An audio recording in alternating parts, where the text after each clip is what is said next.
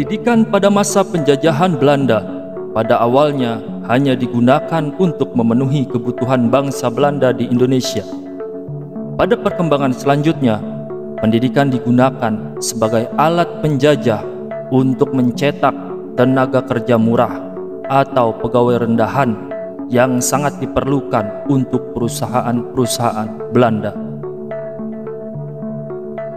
Sistem pendidikan zaman kolonial Belanda merupakan sistem yang rumit karena penjenisannya cukup banyak sebagai realisasi dari diskriminasi sistem pendidikannya. Tujuan dan kebijakan politik pendidikan yang dibuat dan diterapkan oleh Belanda semata-mata hanya untuk kepentingan pemerintah kolonial Belanda.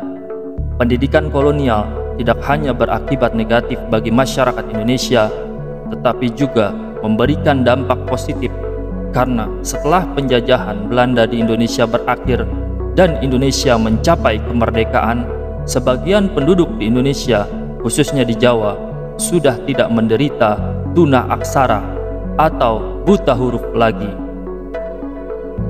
Karena penduduk Indonesia telah lama mengenal pendidikan atau sekolah, pendidikan kolonial juga melahirkan tokoh-tokoh pergerakan nasional dan tokoh-tokoh pendidikan yang berjiwa nasionalis dan patriotis untuk memperjuangkan nasib bangsa Indonesia. Pada masa pendudukan Jepang, sistem pendidikan di Indonesia banyak mengalami perubahan.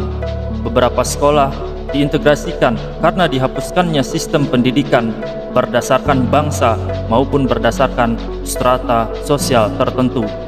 Bahasa pengantar di semua sekolah menggunakan bahasa Indonesia. Tujuan pendidikan lebih ditekankan kepada dihasilkannya tenaga buruh kasar secara gratis atau cuma-cuma dan prajurit-prajurit untuk keperluan peperangan Jepang.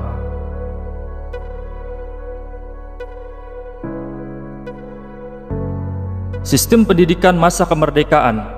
Tujuan pendidikan adalah untuk mendidik menjadi warga negara yang sejati, bersedia menyumbangkan tenaga dan pikiran untuk negara dan masyarakat. Pada periode 1945 sampai 1950, pendidikan rendah atau SR selama 6 tahun. Pendidikan menengah umum terdiri atas sekolah menengah pertama, sekolah menengah atas, lamanya masing-masing 3 tahun. Pendidikan kejuruan tingkat pertama terdiri atas sekolah menengah ekonomi pertama, sekolah teknik pertama, sekolah kepandaian pertama, sekolah guru B, sekolah guru darurat untuk kewajiban belajar. Sementara kejuruan tingkat menengah terdiri atas sekolah teknik menengah, sekolah menengah ekonomi atas, sekolah pendidikan masyarakat, sekolah menengah kehakiman atas, sekolah guru A, sekolah guru taman kanak-kanak, sekolah guru kepandaian putri, sekolah guru pendidikan jasmani. Perguruan tinggi terdiri atas universitas, konservatori atau karawitan, kursus B-1 dan ASRI. Pada periode 1950-1975, pendidikan prasekolah dan pendidikan dasar, taman kanak-kanak dan sekolah dasar, pendidikan menengah umum, sekolah menengah pertama dan sekolah menengah atas, pendidikan kejuruan tingkat pertama, SMEP, SKP, ST, SGB, KPKPGB, dan tingkat menengah, SMEA, SGA, SKMA, SGKP, SPMA, SPM, STM, dan SPIK. Pendidikan tinggi, universitas, institut teknologi, institut pertanian, institut keguruan, sekolah tinggi, dan akademi. Periode 1978 hingga sekarang, pendidikan prasekolah dan pendidikan anak usia dini, pendidikan dasar, sekolah menengah umum, SMP, SLTP, dan SMA, pendidikan menengah kejuruan tingkat pertama, ST, SKKP, tingkat atas terdiri atas sekolah menengah kejuruan, pendidikan tinggi, universitas, institut, sekolah tinggi, akademi, diploma, dan politeknik. Hidup di masa penjajahan adalah menjalani keterpaksaan dan himpitan kesulitan.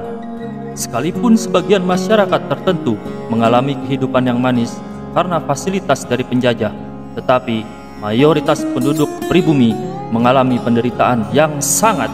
Sebagian dari mereka yang memperoleh sedikit keberuntungan hidup itu dan mereka yang sadar akan kebebasan hidup yang diperlukan banyak masyarakat, mereka lah yang kemudian menjadi tokoh-tokoh pendidikan yang kita kenal sekarang. Maklum, ketika itu tidak semua orang bisa sekolah kecuali golongan tertentu saja.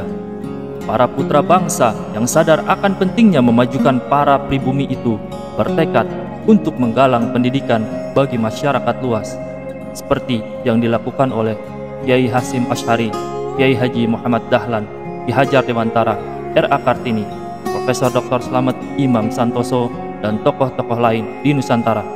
Hanya rasa keprihatinan yang mendalam yang menyentuh jiwa mereka yang menjadi motivasi gerakan pendidikan nasional di masa penjajahan itu. Terima kasih, Guru. Jasamu sungguh tiada tara. Kaulah pahlawanku tercinta, berkorban harta, tenaga dan jiwa. Kaulah pahlawanku tercinta, surgalah tempat terbaikmu di sana.